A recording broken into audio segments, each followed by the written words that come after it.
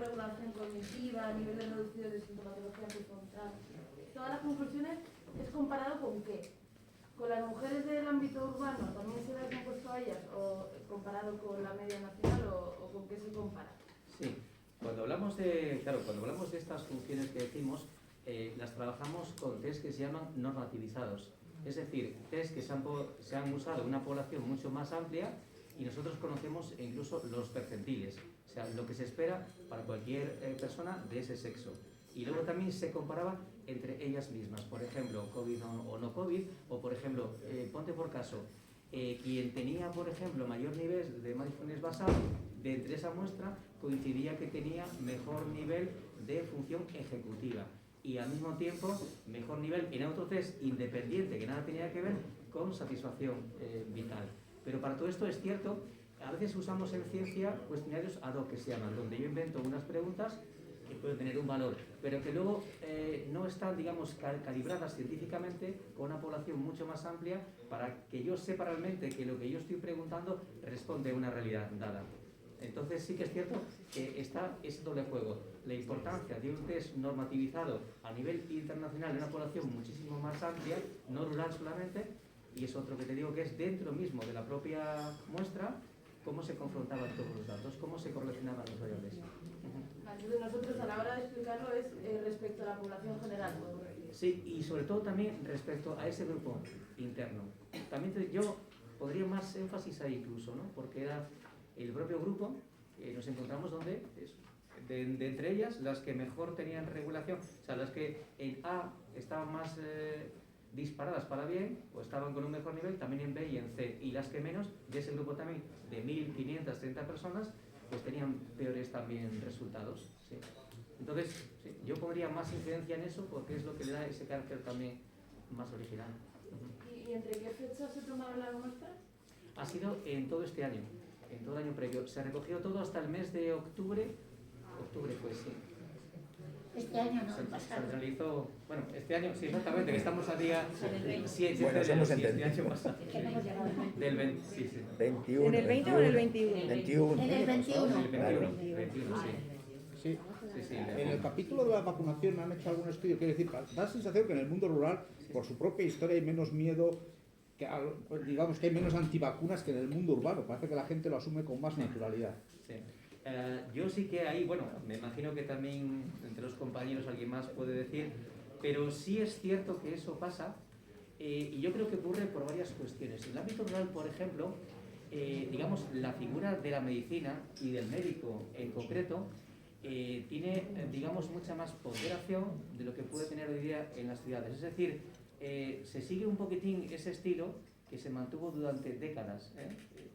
Y si la medicina y si la ciencia dice esto, ellos, digamos, se acoplan mucho más al dictamen del profesional que entiende, que sabe del tema. Entonces yo creo que a nivel rural es muy extraño encontrarte con gente reticente a lo que es la vacunación. Sí, es cierto. O sea, no lo había comentado nunca, nadie me lo había preguntado, pero eso sí lo veo de forma como muy clara, sí. Y tengo contacto con pueblos, sí, sí. Sí, puede tener también que ver que las pandemias históricas en Europa han afectado mucho al mundo rural y la gente tiene una sensibilidad más especial a cuidarse, digamos, mediante las vacunas si hace falta, cosa que en el mundo urbano estamos ya un poco...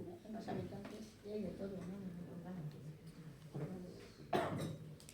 Luego también podría ser, sí, yo, vamos, a nivel, claro, una cosa es la historia genial que pueden o no conocer, pero sí que está la historia familiar, donde sí es cierto.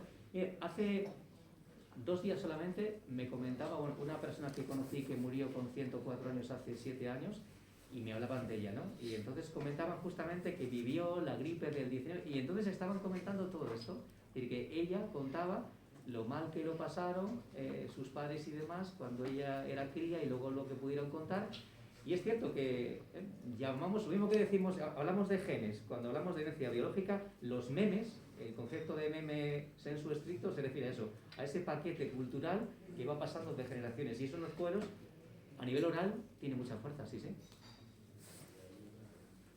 En cuanto a la metodología y al trabajo de campo, no sé si se han hecho entrevistas presenciales, ha sido por teléfono, cómo se ha dividido la muestra para la representación por edades. Veo que la edad media es bastante elevada de la muestra, más de 55 años. ¿Cómo se ha llevado a cabo ese trabajo de campo? ¿Se quiere que lo comience yo? Por la federación, ¿no? Sí. Directamente. Sí. Bueno, hemos hecho algunos trabajos, en algún caso, en este caso no, pero por la limitación también, restricciones que teníamos, y han sido más bien online. En este caso se ha querido trabajar la presencialidad. Nosotros, por ejemplo, trabajamos mucho reuniendo a las personas en contextos, y lo que hacemos es, bueno, pues a partir de ese grupo que tenemos ahí delante, se trabaja la salud, se imparten charlas de formación, de fomento del bienestar y demás, y al mismo tiempo, pues luego pues aprovechamos también y pasamos estas pruebas, ¿no? Claro, la edad elevada responde a dos cuestiones. A nivel rural siempre tenemos una edad más elevada porque hay menos gente joven, y luego también porque la respuesta a este tipo de reuniones lo encuentras más en gente de una cierta edad, porque además esa es una de las claves de FEMUR. Dar acceso y socializar a personas a lo mejor que en su pueblo en concreto no tienen tantos contactos y relaciones, y les encanta, por ejemplo, cuando se promueve algún tipo de jornada de charla, reencontrarse con mucha gente que solamente ahí se encuentra. Entonces siempre suele ser gente más mayor. Sí, sí, exacto. La edad es más elevada, pero por esas lógicas, sí. Sí, bueno, y también porque en muchas ocasiones los jóvenes están trabajando cuando hacemos los foros o las jornadas y directamente no pueden estar presentes, y están las personas mayores en muchos casos. En otros no, dependiendo un poco el foro que sea, porque el tema de emprendimiento pues están las jóvenes, y en otros temas pues están mayores. Pero vamos, trabajamos con todas las edades. No, pero el título de mujer rural lleva, bueno, implica la generalidad, pero estamos hablando de un sesgo, ¿no? Un grupo que es más limitado, quizá. Pregunto. Sí. Sí. A nivel de antropología sociocultural, a veces también se habla de mujeres rurales por toda la heterogeneidad que implica. Y es cierto que de alguna forma también, si vamos a un pueblo, a un contexto rural, podemos encontrarnos con mujeres, con independencia de la edad, que a lo mejor no viven en el mundo rural y que tienen su casa allí, por así decir, y luego personas que entendemos como rural porque responden, no digo a un estereotipo, sino a un tipo de perfil más o menos que conjuga una serie de características. Pero sí es cierto que a nivel de antropología nunca se podría hablar, pero pasaría lo mismo con el ámbito de la discapacidad. Pasaría lo mismo con ciertas etiquetas que pueden existir, que luego si profundizas... Por eso a lo mejor lo que hacemos también es, en muchos casos, mirar, por ejemplo, a nivel sociodemográfico, familia monoparental de algunos estudios o no, o persona que tiene hijos o no, persona que tiene estudios o no, persona que tiene una edad o que tiene la otra. Sería imposible si no, sí, que trabaja o no. Sí. Entonces, no, cuando hablamos de mujer rural no estamos hablando de mujeres que viven, por ejemplo, en localidades de menos de tantos habitantes. Sí. ¿De cuántos habitantes? Por lo general sí, son menores de 5.000 habitantes, la mayoría en estos estudios, creo que se ha hecho, menores de 5.000 habitantes. Creo que era importante saber la situación en la que se encontraban y sobre todo ver cómo y de qué manera, sin medios apenas y sin servicios, salían adelante. Sí, los contagios quizás han sido menores en el mundo rural porque la masificación y por tanto el espacio que exige el virus es más amplio y eso permite defenderse más fácil del virus. A nivel de contagios igual es una consideración Sí, igual. sí. En el ámbito rural, efectivamente, todo lo que es la concentración de personas favorece la propagación del virus. Esto se vio a partir de abril del año 20, cuando entendemos que el virus no se transmite fundamentalmente por contacto. En principio lo pensábamos porque lo asimilábamos todo a la gripe, y se empieza a entender que el virus se transmite por vía aérea, algo que ya nadie duda ni nadie pone en duda de eso. Por lo tanto, toda aglomeración y toda concentración de personas favorecerá la transmisión del virus. En el ámbito rural es mucho menos frecuente todo ese tipo de armas. También suelen ser, en ocasiones hay de todo, pero la casa, habitualmente en planta baja, suele ser más fácil de ventilar. Eso también es importante, suelen tener más, facilidades de ventilación y suelen ser espacios más amplios, casas rurales. En la puerta de la calle también es más fácil de salir. El contacto suele ser más externo, ¿no? Más hacia la calle, ¿no? Entonces, efectivamente, sí puede haber tenido cierta repercusión en el mundo. Haciendo la pregunta que habéis hecho anteriormente sobre las pandemias previas, efectivamente, yo creo que sí que hay una conciencia y una relación en el mundo rural del médico y el paciente mucho más arraigada, una relación habitualmente un poco más estrecha, más cercana habitualmente. Eso da probablemente mayor confianza por parte de la persona y favorezca que los mensajes lleguen más lejos. Algunos países, cuando han visto la vacunación que tiene España, principalmente Alemania, no se explicaba por qué. Y probablemente pues porque todavía en España hay una confianza en la relación médico-paciente que en los países nórdicos está más perdida. Y lógicamente, ante una circunstancia como esta, donde la confianza entre el médico y el paciente es fundamental para que los mensajes lleguen, es la clave del éxito.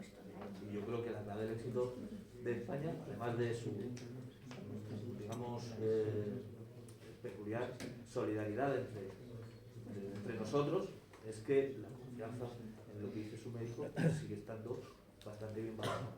Y yo creo que es la clave por lo cual España ha conseguido estos niveles de vacunación.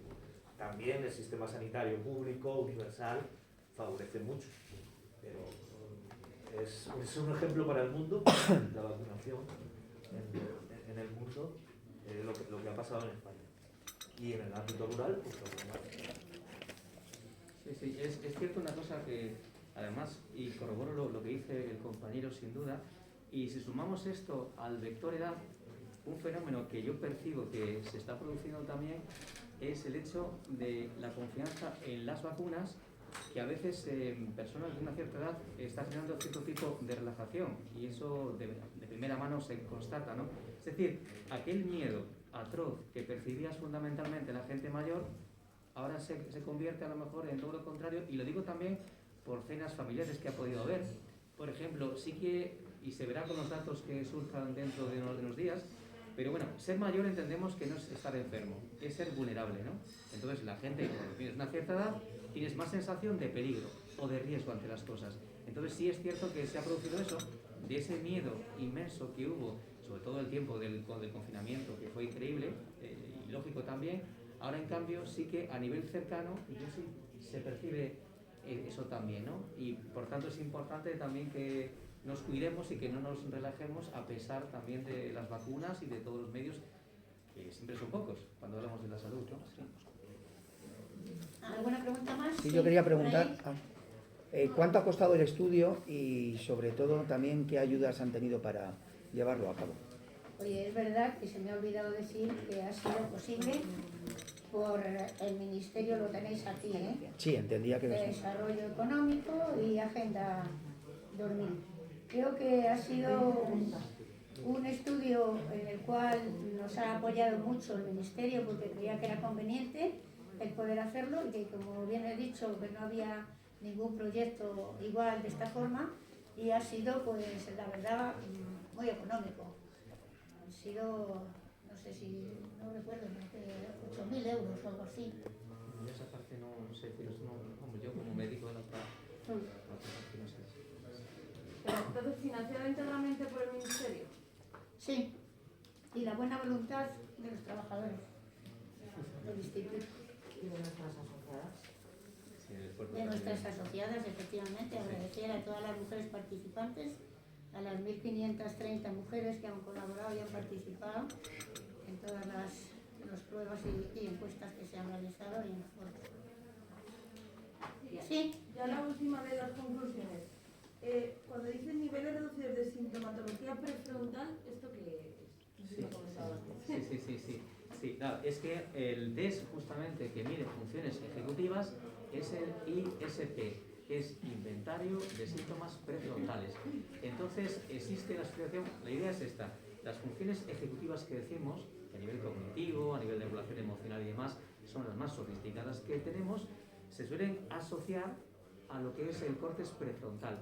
No quiere decir que estén ubicadas ahí, sino que en redes neuronales tiene un protagonismo importante.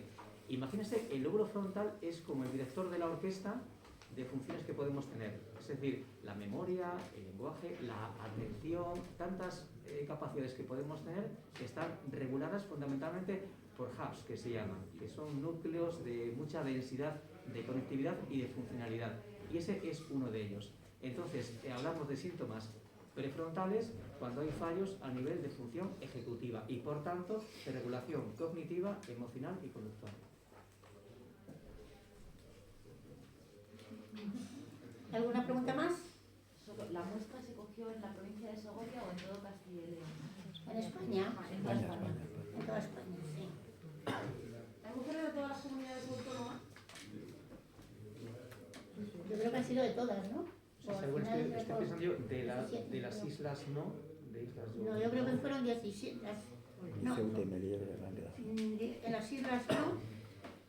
Y yo creo que en Cataluña tampoco. Falta, yo creo que eran unas 15. Creo que 15, sí.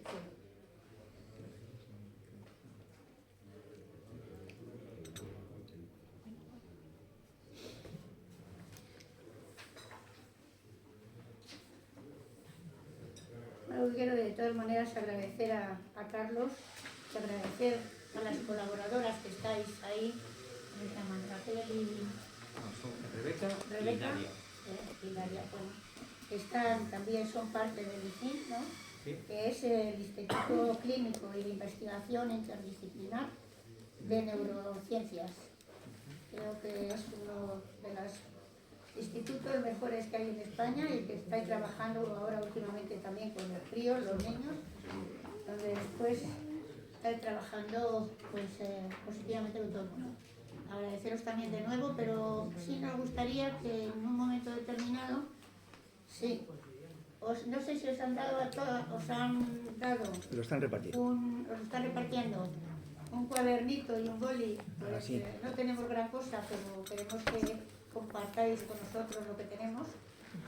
Y de nuevo, pues agradeceros que siempre estáis dispuestos a acompañarnos. Pero que en estos momentos, como ha salido el ministro Garzón hablando de algo que nos importa tantísimo en el mundo